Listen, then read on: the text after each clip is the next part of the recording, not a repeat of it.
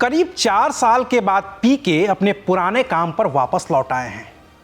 उस काम पर जिसने प्रशांत किशोर को पीके बना दिया था और जिसकी बदौलत पीके ने न सिर्फ दौलत और शोहरत कमाई बल्कि अपनी खुद की पार्टी भी बनाई और नाम दिया जनसुराज। लेकिन वो कहावत कहते हैं ना कि होम करते ही हाथ जल गए, तो प्रशांत किशोर के साथ भी वही हुआ। पार्टी बनाने के साथ ही पीके ने बिहार के उपचुनाव में प्रत्याशी उतार दिए और वो भी एक नहीं बल्कि 4 और वो चारों ही चुनाव हार गए। और अब जब बिहार चुनाव में 1 साल से भी कम का वक्त बचा है तो प्रशांत किशोर अपने पुराने काम के साथ बिहार से निकलकर तमिलनाडु पहुंच गए हैं, जहां उनके नए दोस्त बने हैं फिल्म स्टार से नेता बने थलपति विजय। लेकिन सवाल है कि आखिर पीके को बिहार की राजनीति से निकलकर तमिलनाडु क्यों जाना पड़ा? आखिर जो प्रशांत किशोर अपने पुराने काम यानी कि पॉलिटिकल स्ट्रेटजिस्ट वाले काम से संन्यास ले चुके थे, उसे वापस क्यों शुरू करना पड़ा?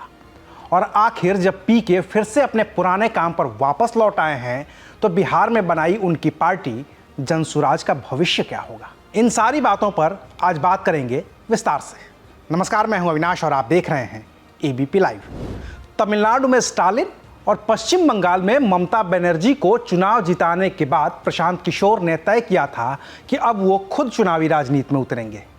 तो उन्होंने अपने पुराने काम यानी कि पॉलिटिकल स्ट्रेटजिस्ट वाले काम से तौबा कर ली, संन्यास ले लिया और निकल गए बिहार में पदयात्रा पर। गांव-गांव घूमे, शहर शहर घूमे, हजारों लाखों लोगों से मिले, करीब 2 साल तक चलते ही रहे और आखिरकार महात्मा गांधी के जन्मदिन 2 अक्टूबर 2024 को उन्होंने अपनी नई राजनीतिक पार्टी लॉन्च कर दी और उसे नाम दिया जनसुराज। जनसुराज को आधिकारिक तौर पर जनसुराज पार्टी के तौर पर स्वीकार कर लिया गया है। इस पार्टी के बनाने के दौरान ही प्रशांत किशोर ने अपने इरादे साफ कर दिए।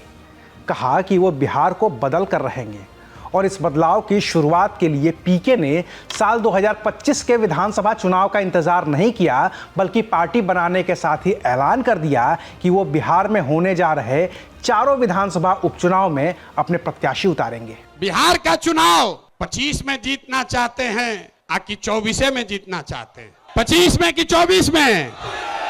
तो लोग हमको कहता है हम बहुत बड़ा रणनीतिकार हैं, तो हम आपको रणनीति बताते हैं। नवंबर में 4 गो उपचुनाव है और 4 दल के बड़े बड़े महारथी अपने को कहने वाले लोग, जो एमएलए था अब एमपी बन गया है, अपने को बहुत बड़ा नेता मानता है। तो आप बताइए, हरा दे इनको चारों को, हरा दे, हरा दे, हरा दिया जाए ना? तो 25 तक नहीं रुकना है, नहीं रुकना है ना? बहुत हो गया, 25 तक नहीं रुकना है। नवंबर 24 में हिसाब बराबर कर दिया जाए, कर दिया जाए ना?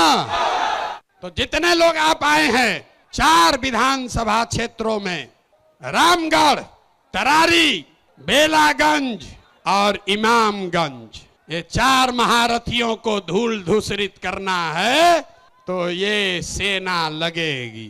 तो ये लोग को दल चलाने दीजिए। आज जिसको जिसको हमारे साथ इस रण में आना है वो नवंबर में हमारे साथ चलिए इन 4 विधानसभा क्षेत्रों में। 24 नवंबर में बिहार सेटल, 25 में मुकम्मल बिहार की व्यवस्था सुधरने की शुरुआत। कमर कस लीजिए, जंग की शुरुआत ठान दी है, अब हम लोग पीछे हटने वाले नहीं। उपचुनाव के नतीजे आए तो प्रशांत किशोर के चारों उम्मीदवार चुनाव हार गए। लेकिन पीके ने तब कहा कि पहली बार है और हमारी पार्टी का प्रदर्शन अच्छा है, 2025 के चुनाव में ये और भी अच्छा होगा। दल 1 महीना पुराना है, सिंबल 10 दिन पुराना है, कैंडिडेट नए हैं और उन क्षेत्रों में चुनाव हुआ है जहां पर जनसुराज की पदयात्रा नहीं हुई है, जनसुराज पार्टी का कोई संगठन नहीं है। ये कोई एक्सक्यूज नहीं है, इससे बहुत बढ़िया प्रदर्शन हो सकता था, लेकिन जो है इससे और बेहतर कैसे करना है उसके लिए पूरी तरीके से प्रतिबद्ध है। 10% आया है, अगर 1% भी आता तो भी हमारे अपने प्रयास में, हमारे कमिटमेंट में, बिहार को सुधारने के जज्बे में, उसमें 1% की भी कमी नहीं आने वाली। इसके बाद पीके फिर से अपने काम में लगे रहे, अपनी पार्टी के काम में लगे रहे, बिहार चुनाव की तैयारियां करते रहे।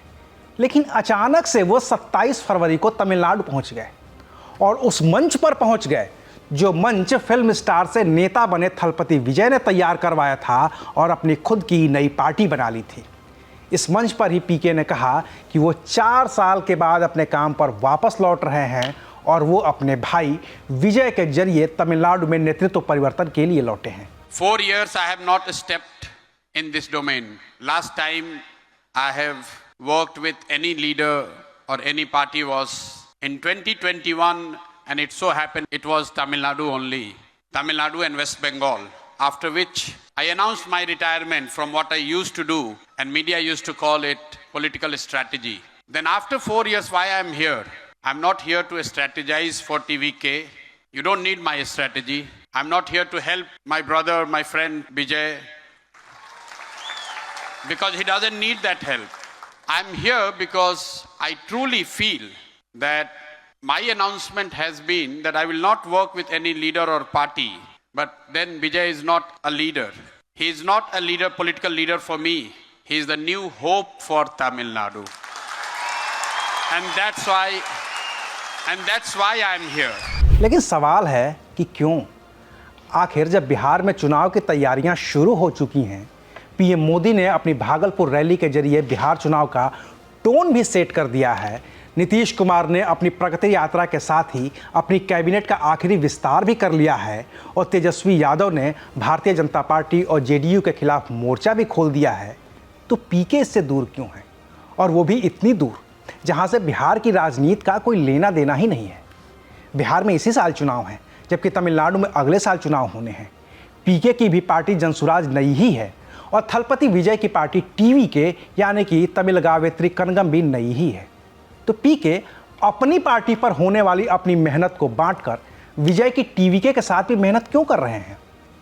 क्या इसकी वजह पीके को अपने पुराने काम से होने वाली आमदनी है, जिसका इस्तेमाल वो इस चुनाव में अपनी पार्टी के लिए करेंगे, या फिर 2 साल की पदयात्रा और करीब 6 महीने की पुरानी पार्टी बनाने के बीच में पीके को ये समझ में आ गया है कि बिहार की राजनीति में नए सिरे से दखल देना उतना भी आसान नहीं है जितना उन्हें पहले लगा था।